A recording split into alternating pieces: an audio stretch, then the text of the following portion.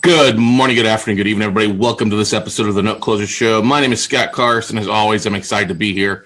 We have a very special guest joining us from the Pacific Northwest this morning, a good friend of ours who has done a lot of great things with his own note business over the last couple years. And he originally appeared on one of our Facebook Lives, one of the first ones we did long as a kind of a case study to check out about before we rolled it into a podcast. And we only thought it fair to bring this man, the myth, the legend, Cody Cox, back on this morning. So good morning, Cody. Hey, good morning. How are you, Scott? I'm doing a wonderful. Merry Christmas, Happy Hanukkah, Happy Merry Kwanzaa. Christmas to you. Yeah. Happy New Year. So, Cody, why don't you take a second and share with everybody kind of who you are, what you do, that kind of stuff. Okay. Yeah. Okay. Well, first of all, I'm just this humble mortgage guy from Northeastern Oregon. Okay. I've been in the mortgage industry for over 35 years at this point in time. And I've done most everything. I was a VP with a major national mortgage company. And currently I still have a day job where I run a mortgage company, essentially for the state of Oregon, for the Veterans Association here. And so that keeps me busy. It's basically, I was just calculating just a couple of days ago, that takes about 12 hours out of my day. And so if I'm going to sleep 7 hours, I've got to, be real disciplined about trying to do this note business. But I got started in the note business probably about 3 years ago. And it was just more of a hobby at that particular time. I had a little funds in an IRA and I was just kind of dabbling with that. But then eventually I decided that, there's a bigger and better way for me to do this. And of course, that's when I associated with you. We sat down on one of the fast tracks and came up with a little bit of a plan. And I'm a little shy of the plan. But nevertheless, I'm a whole lot better than I would have been had we not did that planning. And so here for 2017, I think I'm going to finish with about 17 assets that we acquired within the last 12 months. And some of them are coming around. They're maturing now. We're seeing the back end side of these things. And some of them we're still fighting with. So I'm glad that you shared the fact that you are putting in a full day of work at a job, and you've got the commute that goes along with it and all that good stuff as well. Yeah. Because we had a lot of people here that listen here on a regular basis that are still working full time and trying to figure out the best way to manage it. Yeah. And it's not the easiest thing when you are working full time, especially you've got a long commute back and forth to work as well, too, don't you? Yeah, it's about a 40-minute bus drive one way. And so, that takes up, and plus the time to get up. And one of the things about the bus is you're on somebody else's schedule. You just can't jump in the car when you want to go. It's a matter of being there because, the bus leaves without you. And so, so you've got to manage that time. And to be honest, the transition has been a little tougher than I thought it would be. I thought that, I could sit down and do these things at night, but, it takes a lot of effort and it takes some focus. And sometimes you just come home and I'm just a little pooped and I just want to kind of sit down. So it takes a little more discipline and it's a little harder transition than I anticipated it would be. Yeah, but still 17 notes in the last 12 months is still very phenomenal. I'm excited about it. Yeah. Yeah, but it's one every 3 weeks, basically, if you figured it out on average there with the ups and downs and things like that. Yeah. For those that are listening or watching this morning, what would you say has been the best thing that you've done? Or actually, let's take it a different way. You're working full time, it eliminates a lot of the hours that you can do. So you're limiting what you as much. Yeah.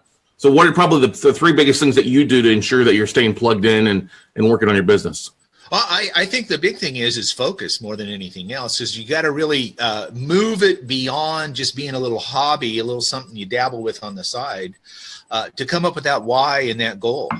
And so what I try to do is I try and make sure I'm reviewing what sort of goals I have for the year, for the week, for the month, whatever, and make sure you stick to those. And it's like, I send out this weekly emailer every week. And one of the things I wrote recently is, sometimes you got to do what you don't feel like doing. And if this is really going to be a business for you, if it's something that you're going to take it to the next level, which we talk about all the time, but it's a real deal. I mean, you have to focus and you have to settle down and you have to do the things that you want to do in order to get to that next step. It's not going to come if you're just sitting there waiting for it to happen. It doesn't just come to you. You've got to go get it. Yeah, that's definitely true. And you've been doing regular emails every Sunday for how long now? Well, it's almost 2 years. It's been at least 20 months. And so, and that consistency, I think, is the key. You've got to do it every week. So, and I love you share your journey. It's basically a week in the life of Cody Cox, the note investor, what's going on and insights and things like that. Right? Yeah, my approach on that is, I think, is a little different than some of the other ones I see, because I think consistency is key. And then really, I'm not out there trying to solicit money on an individual deal. I don't think that's the right way to do it. I go out there and I just tell them, this is what happened to me this last week. But here's what's good happened this last week. And here's a way to get on my train. And so that's what I do. It's more of a little story about what I did or what's going on. And sometimes I add a little philosophical point of view into that, and just, where I'm coming from, my approach, and, what I think is going to happen next. So that's the fun part for me, because it allows me to be a little creative sometimes, rather than just sit there and say, I've got this deal in Indianapolis, I need $30,000, which I think is not the right way to do that. Well, I will agree to you. It's a specific point. I agree. If the only email you're sending out is I need funding, yeah. Not the correct way. Mm-hmm. With what you're doing in the consistency of sharing the journey and people being aware what's going on, that's a great thing. And then slipping in a deal, hey, I got a deal I'm working on if anybody's interested, is definitely the great way, because you've built the consistency, you've built the trust with your following or your tribe. Yeah. Which is a great thing. Now, you also leverage your local Rehab real group as well? I have in the past, yeah. I have in the past, and I haven't so much recently because, again, I have to be sensitive to my time. But, we've started a little local note closers group here where I think there's about 7 or 8 of us to get together every month, and we talk about what's going on in our note business. And I don't want to be a trainer. I don't want to be a guru. That's outside, and I'll leave that to you.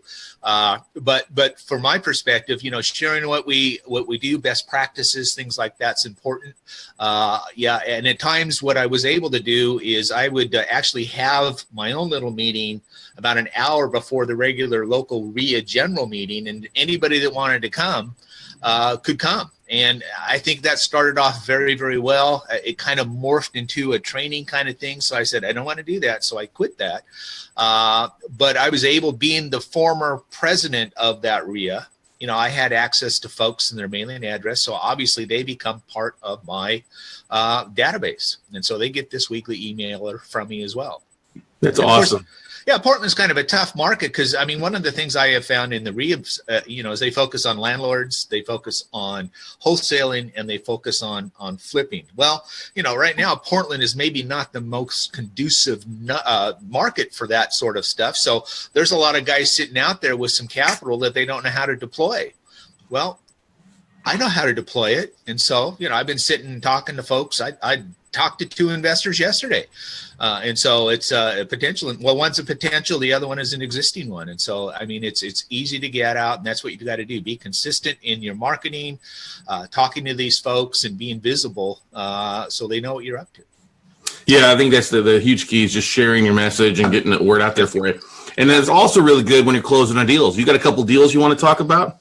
Well, I've got one that it's kind of in the midst of it right now, but it's a performing note. So I saw this note on a tape, and it looked really, really strange. And it was a little house in Detroit, and I'm kind of liking that Detroit market, certain pockets of it. I think there's a lot of potential there. And what this was is I bought the note in mid-July, right after the prior note owner modified the loan.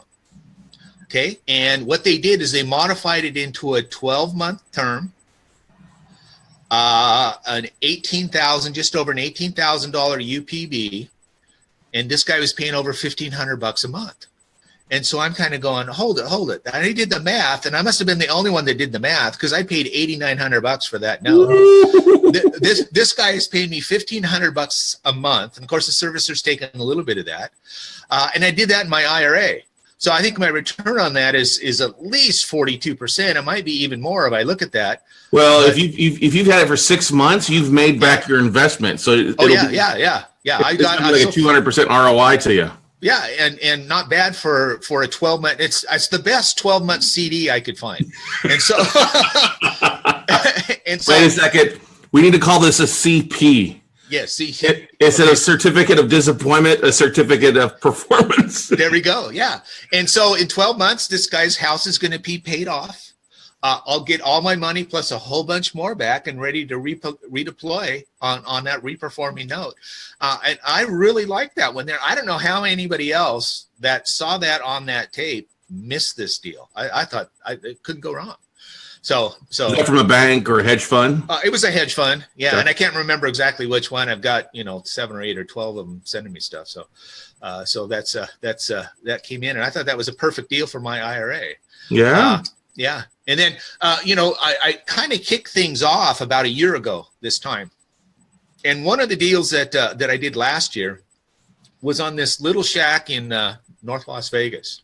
It was a non-performing note in North Las Vegas. It was probably about 1,100 square foot house that, the owner in the house had not made a payment since 2009. Which was the time that his wife had passed away. So, and he was an elderly guy. He had his daughter, single mom daughter, was living with him, who was not contributing anything. His son had just got out of prison, so he wasn't contributing anything.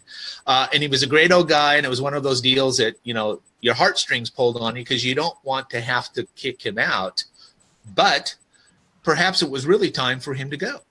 He's at a point where he probably needs some assistance. So we bought the note with the joint venture investor. He funded almost everything. I put $1,000 in because this also was in my IRA, and he funded $48,000. The value of the house as is was right at $80,000. And we could not get those guys to play ball. There was no way that they were going to be able to reperform or get back on track. So reluctantly, we started the foreclosure process. I think that was last April, May, something like that. And then again, this is in Nevada. So the Nevada legislature that year came up with some new rules on their foreclosure mediation process. And so every foreclosure that was in process was on a stay until that respective state agency rewrote the rules on the mediation process. So my investor on this one here was not the most happy guy. I mean, he was counting the days. Cody, we're in this thing 273 days. So he's a former hard money lender, so I knew where he was coming from. That would make sense then, yeah. Yeah. And so what happened was in early October, we got the notification that the rules were rewritten. We were able to reinitiate the foreclosure process. So we did that with Daniel Singer's office. And then right about the same time, I get a letter from an email from my loan servicer said we were approached on a short sale. And I go, there's nothing wrong with that.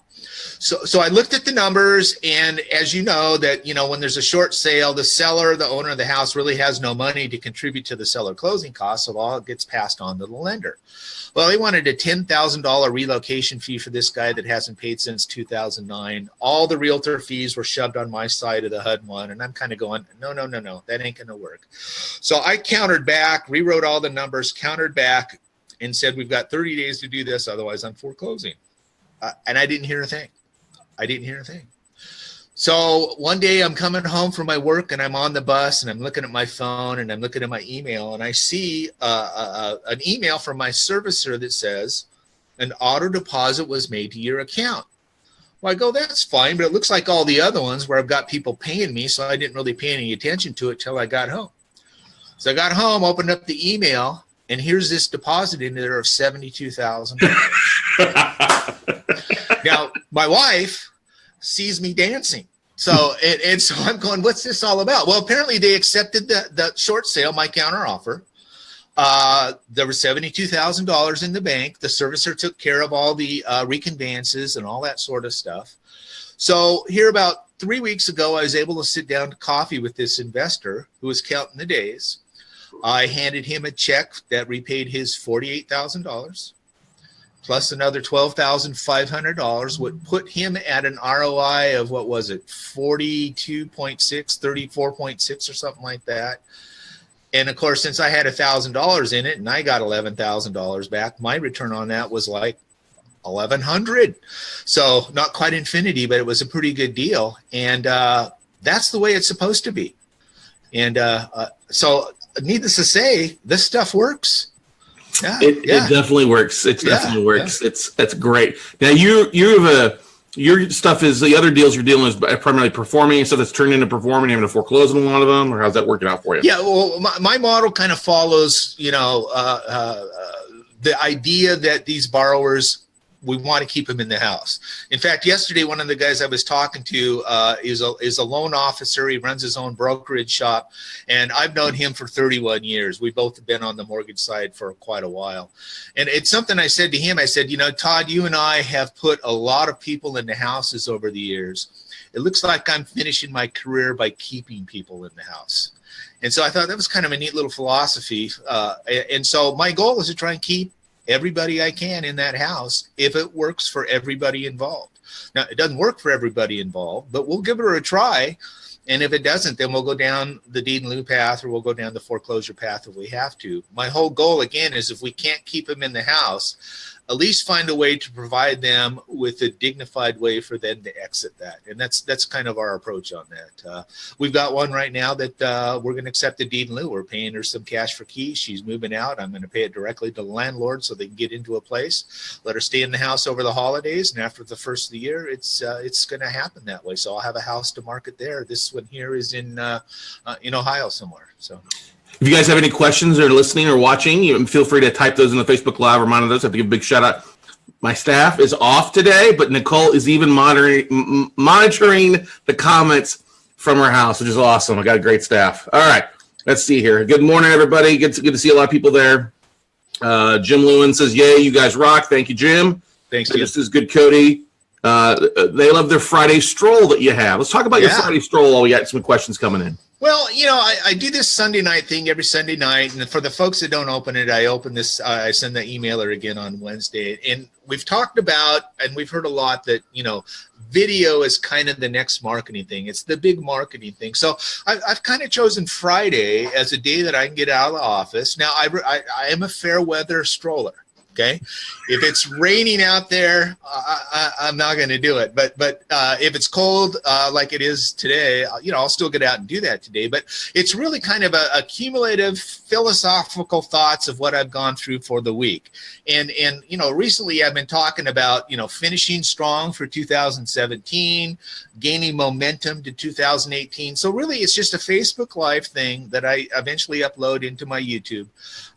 Just kind of 7 or 8 minutes of just what has been on my mind, kind of this theme that's been going on in my head, and tie it into success, tie it into notes, tie it into anything like that. Just a little video, just a little snippet, and hopefully somebody can take that and power their way through the weekend on it. So it's effective. You get a lot of people that like it. I watch it every Friday. I mean, I catch it live, but I do go back and watch it. Yeah. Yeah. My staff comes, hey, did you see Cody's Friday stroll? I was like, no, let me go back and watch it here.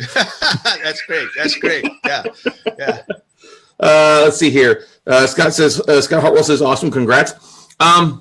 You've bought 17 notes. Yeah. Do you remember what your goal was at the beginning of the year?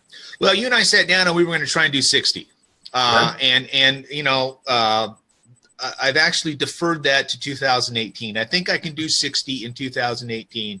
And as Juan and I broke down and sat down and talked about it, that's really only 5 a month. Yeah.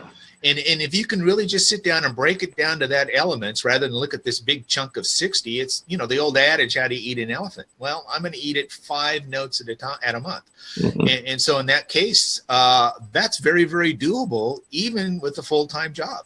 Mm-hmm. And so with that focus, with the commitment I have, with about $3 million for in pledges from my joint venture. I mean, I'm in this situation now where I've got my joint venture investors emailing me saying, when are we going to do a deal? I've got this money. It's allocated. When are we going to do a deal? So it's a nice little problem to have.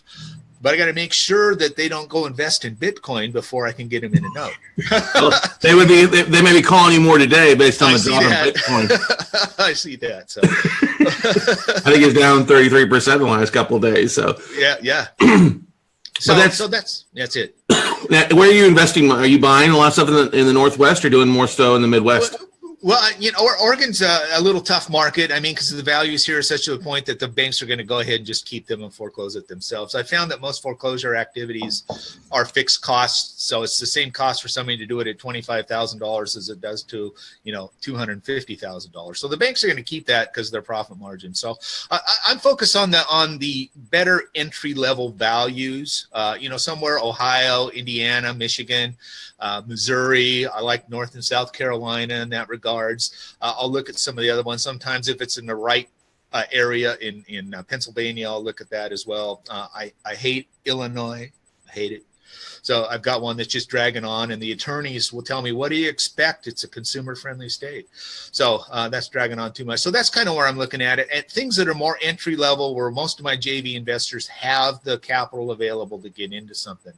Although I had a dream dinner last night with one of my existing investors, and he says, we need to elevate our loan amount. So he's ready to start looking at higher value houses. And I'm going, if I could have 5 or 6 or 7 of these guys, it's right where I want to go. And it's just a matter, again, of visibility, talking to these guys and understanding their expectations. Right. We got somebody join us late. You've been doing notes for about 3 years. Started off as a hobby for the most part, picked a couple of deals up, but have been very serious for the last 18 months for the most part, right? Yeah, it's been about 14 months. Yeah. Because I sat down with you at the Fast Track in October of 2016. So that's right. We saw the picture pop up in October. You out here. We were out to the Oasis having dinner. Oh yeah, that was great. I'm ready for that again. Right. Yeah, I would take a little sunshine here too. What's been another big big tool or resource that you have used to really help you with your business and balance that work and note life aspect? Well, you've challenged me throughout the year about delegating and hiring assistants. And so I haven't been able to do that to the full measure that I should, but I am incredibly seeing the value of that more and more. And so that's the big deal. I've done a little internal tools to try and make my process a little bit easier. I've actually have hired a guy who's building kind of a tape scrubber for me. I've talked to the folks at Upworks, but I wasn't exactly happy with what I saw there. And so, going into the new year, there's some things I really, really have to implement. My website's kind of rolling pretty good. Although, the whole thing is who's my website targeting? It's not targeting the consumer. It's targeting the hedge fund managers, targeting the bank. So you have to make sure that who your audience is, not only with your websites, but also where you're sending these emailers out to. So targeted marketing, I think, is a big deal, and making sure that your message is on target for who you want to receive it. So that's a big deal for me.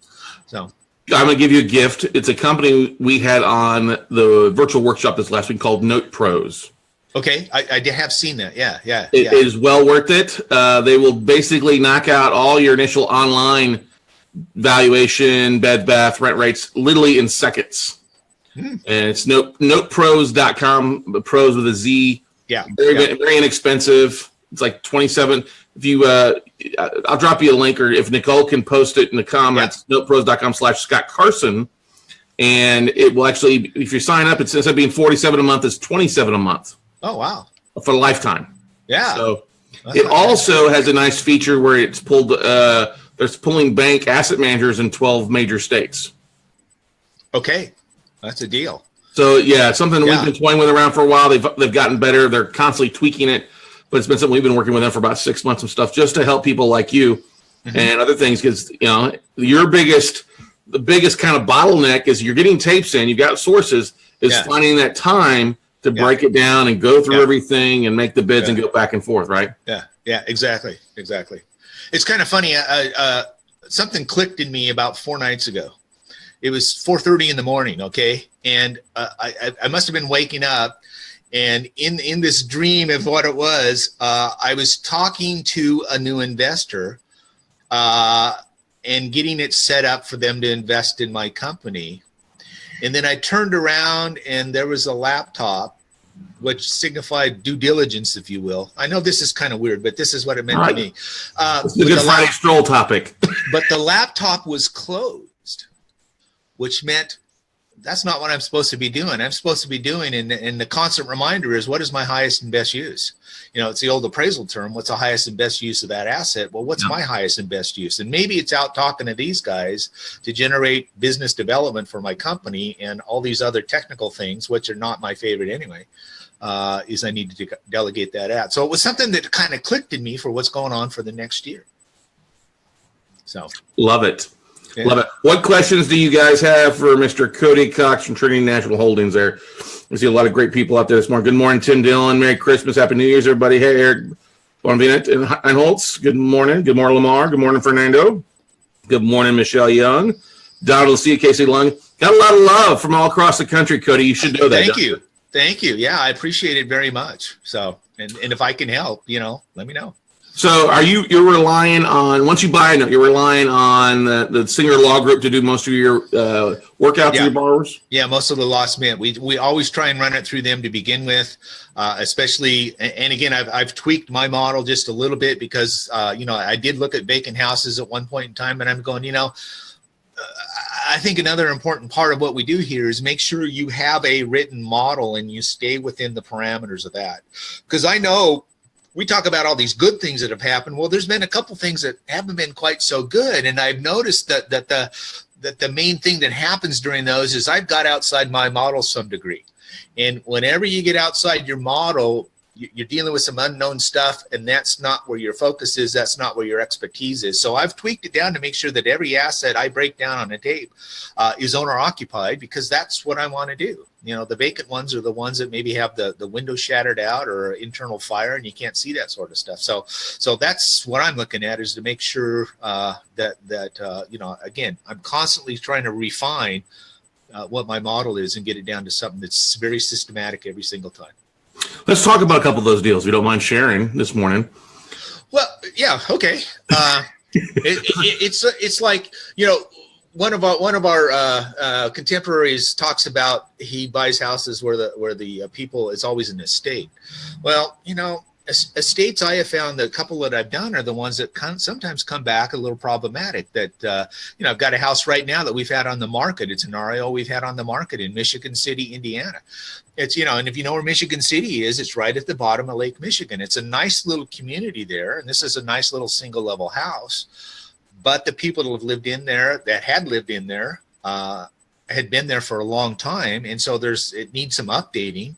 My model isn't exactly to do any updating, so I'm trying to sell it as is to a local investor, but it was an estate, and so it'd been neglected for a while, and maybe even sat. In fact, 2 owners ago winterized the house, and so I never had to winterize the house because it had been winterized by 2 note owners before, and so that's one of the ones that I've got it in inventory. I'm trying to sell it, but it's taken a little while because there's just it just needs a little more work than I have the capacity to do right now.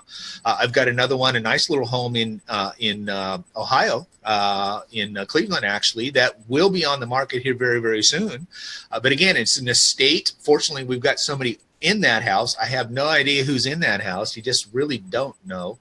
But I have found that you can really, there's customers out there, there's homeowners in that really want to do something, whether it's try and retain the house or exit in a dignified manner. And for me, that works out a whole lot better when you have somebody that is cooperating with whatever the next step is. And so I think it saves thousands of dollars too. So. Yeah, definitely. Have you run any problems with any of the rehab stuff in Cleveland or anything like that in Cuyahoga County?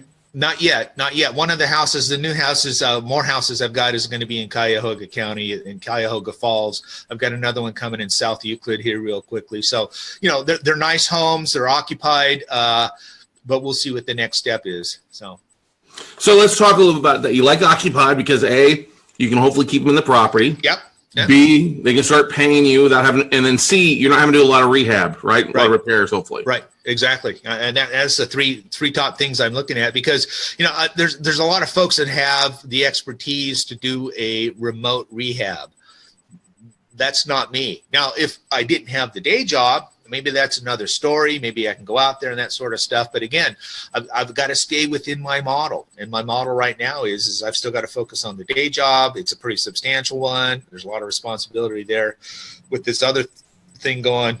with this note business going on here that I've got to make sure that I don't overextend myself. That's, there's a lot of other marketing opportunities I could do, because I'm not doing, you've talked about the content spider and all the way to get a lot of things out there. A lot of that I have to temper what I'm doing, because I've got to make sure that I can manage what I can manage right where I'm at. Again, if we're able to do what you and I talked to a couple days ago, by this time next year, then that's a different story. So everything is ramping up towards that in just, incremental steps. It's fun. So, it's a fun game, isn't it?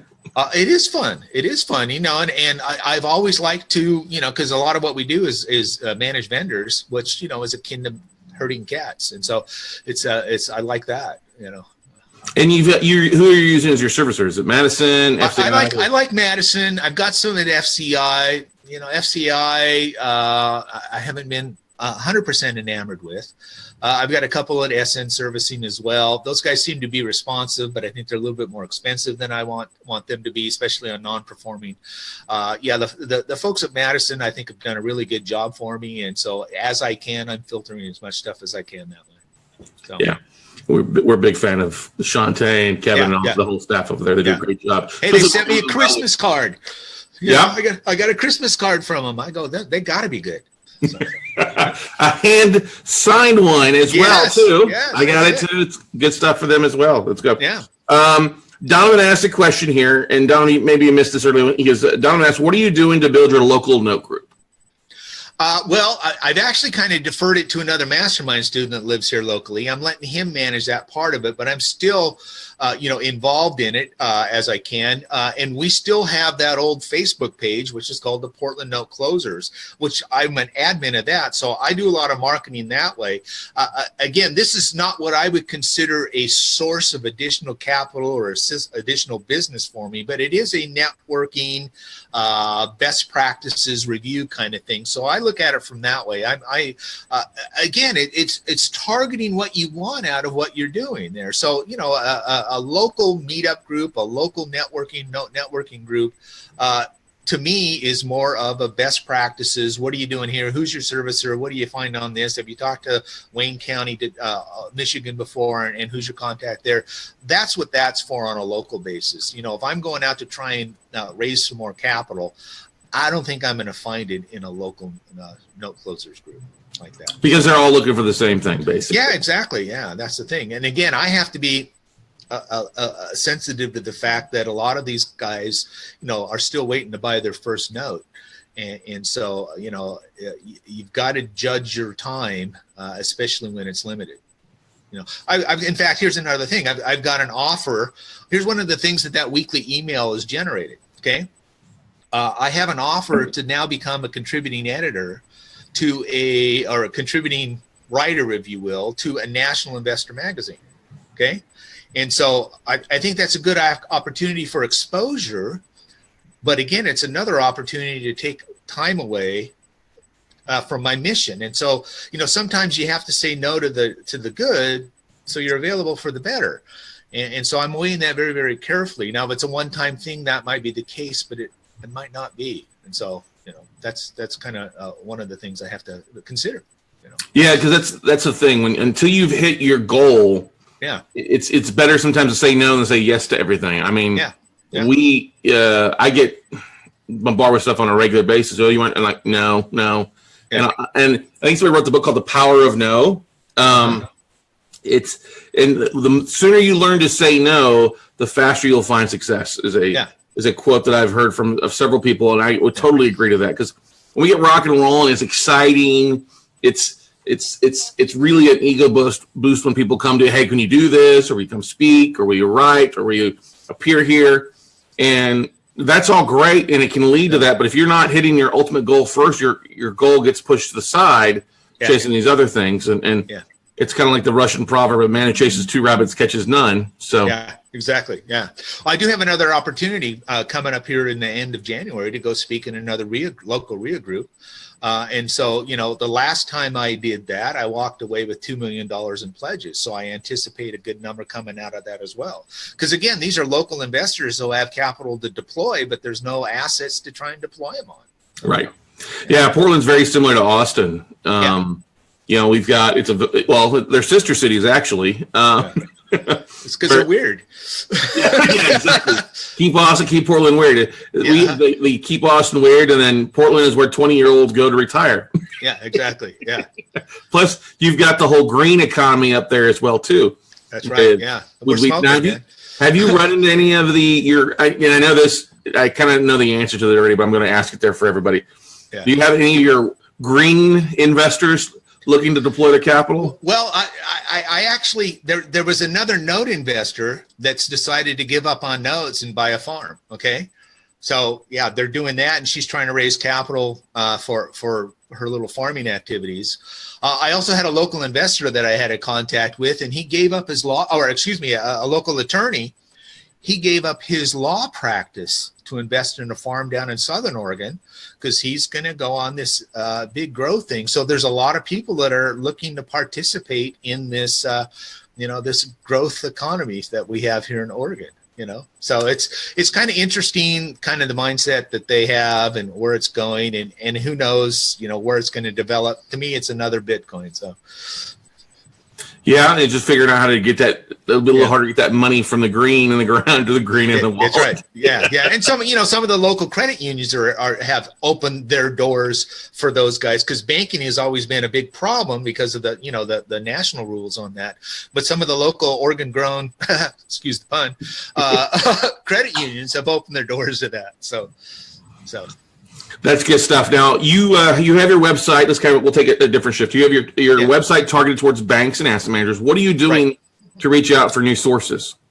Well, basically, I use MailChimp. I have found it to be very, very easy. At my government job, we have this government kind of mailing system that's convoluted, and I don't use it because I don't know how. But MailChimp is real easy as far as I can see. And so I've got like 4 lists that I'm sending stuff out to, maybe 5, and one of them are the asset managers and banks and things like that. And that's just a simple search that I do on LinkedIn periodically and update it to the ones that aren't on it already. And again, as you get more visible, people start requesting connections with you, and you add those to the list. And so part of what I need to do in 2018 is to get a greater following on the bank side of things, and maybe even the servicer side of things as well, because I have found, as we've talked about before, the hedge funds are the low-hanging fruit, which everybody pretty much has access to. And with an influx of new folks coming into the note space, prices are going up, and I'm not all that happy with them, especially on the hedge fund side of things. And they'll play you against somebody else that you don't know is there or not. And so I find that by going to the banks directly, or maybe even to some of the servicers, you're going to get a little bit better pricing. You're going to get a little bit better service. And I think the next step, rather than try buy one-offs, with the funding that I have access to, I'm going to start looking at small pools, because if I only have to do 5 a month, then if I buy a 15 asset pool, there's a quarter for me. And so why not do that? If I can find one bank in, Ohio that's got 15 assets they want to sell, well, there's my whole quarter. I work that whole quarter on that as I continue all the other stuff. It's always, recycling the marketing pieces. But that'll solve my 60 pretty quickly in that regards. So. Yeah, and I think that's the 2018 is going to be the year of the bulk. Yeah. Not the Hulk, but the mini bulk at least. Because I would agree to you, you have a lot of people that are coming over from the fix and flip side, the tired landlords. They want to get their feet wet. They're not going to do as much work. They're like, what? You have to reach out and talk to somebody? You just can't drop postcards in the mail? That kind of facet? Well, I think the other thing is what happens after you acquire the note. There are a lot of little things that you have to take care of. Like, if you buy a note, how are you going to record that assignment? Okay. Mm-hmm. And so somebody who's a fix and flipper probably doesn't exactly know what an assignment is. And so all those kind of things, there's a lot of stuff that happens after you acquire the note, getting it set up with the servicer, getting it set up with loss mitigation. You've got this request. How do you even review a collateral package when it gets into it? And what's this stuff on the title policy mean, And so there's a lot of little things right there that come with time and experience that I think some of the folks that are just now coming into the marketplace that were a tired landlord don't have that exposure, and so they're going to get disappointed pretty quickly when that thing doesn't work out for them just because they missed the detail. Well, we deal with that on a regular basis. I get people call me all the time looking for notes. Yeah. And I ask them what's their history. Oh, I'm a landlord, or I got a lot of real estate experience. Oh yeah. I don't need to learn anything. Like, well, no, it's a different experience. It's a different mindset. They come, and I think a lot of people struggle. I know I struggled with it when I first got into this about a decade ago. Was you start evaluating things from the fix and flip side. Yeah. Oh, yeah. Or ARV versus as is. And we both know there's a lot of discrepancy between those two numbers, Well, and I've been in the mortgage industry for 35 years. I've seen a lot of it, mostly on the origination side. Now, I worked for the state on the Oregon Hardest Hit Funds team. And so I see a lot of that sort of stuff, or I saw a lot of that stuff on the servicing side of things, plus what I do now. But I tell you, every day in the note business is a day of education. You learn something new every day. And nobody, and I think you who've been in it as long as you have would agree, there's always something new that comes along. You have to be flexible enough and pull from your experience in order to deal with it. So it's not like it's cut and dried, which to me is the exciting part of it, is because every asset is just a little bit different. Mm-hmm. Every asset tells a different story, whether it's in Michigan City or Cleveland or Las Vegas. Yeah, exactly. Or Climbeth Falls. Tell me about that deal. Well, this is one of my first deals. It was a little beat up house in Climbeth Falls, Oregon. If you know where Climbeth Falls is, it's down in the southern part of the state. It's off over by itself, kind of out in an arid desert. Okay. And this was a little beat up house that this gal from California had purchased as a second home. Okay. Now, why anybody would want a second home in Climbeth Falls, I don't understand. But it was at the time when people were buying real estate if they had, breath to breathe. And so I don't think she ever made a payment. I don't think she ever went to the house.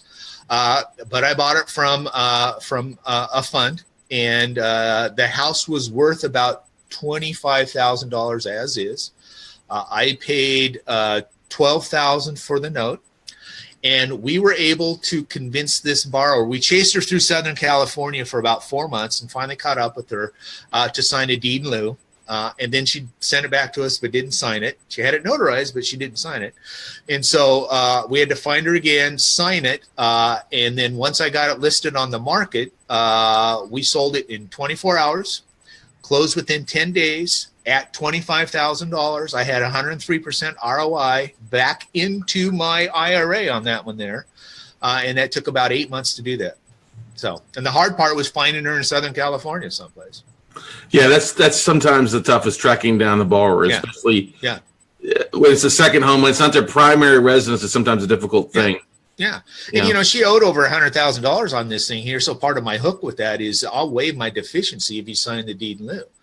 And so we did that. Otherwise, it'd go through a foreclosure. And of course, the recovery on a deficiency is nominal at best. But but anyway, it worked out great. And so stuffing that IRA, I think, is a good thing. Exactly. I think a lot of people don't realize the power of the self-directed IRA and how valuable and how really it is geared that you can use it for fix and flips, but it really works really, really well with a note business, especially when you have your servicer handling all this stuff because you're not self-dealing. Yeah. Yeah, exactly. Yeah. And that's the key with where I'm sitting at is to have the right vendors in place that can do that day-to-day stuff. I am not the detailed, task-oriented person. And my wife will say, that's exactly right. You said the right thing. How many unfinished projects do I have around here? But the deal of it is, I'll go out and make the initial contact, the business development. I'll pick up the telephone. I've done 20,000 cold calls in my life. So that's not a big deal to me anymore. Yeah, exactly. Any other questions for Mr. Cody Cox of Trinity National Holdings here before we let him go on his Friday before Christmas, everybody? You're doing some great stuff, Cody. I love the fact that I think consistency is building success. You know, it's the you keep moving forward, keep moving forward, and doing a great job, man. I appreciate that. Thank you. And I appreciate your direction and support on that as well. Because, you know, there's things that weren't happening until I got associated with you. It's all right. Hey, sometimes you just need a push in the right way. And we talk on a pretty regular basis, don't we? Yeah, we do. Yeah, we do. And, you know, I know you've got a size 12 boot, and every once in a while it hits me in the butt. It's actually size 14. 14. Okay. Well, yeah.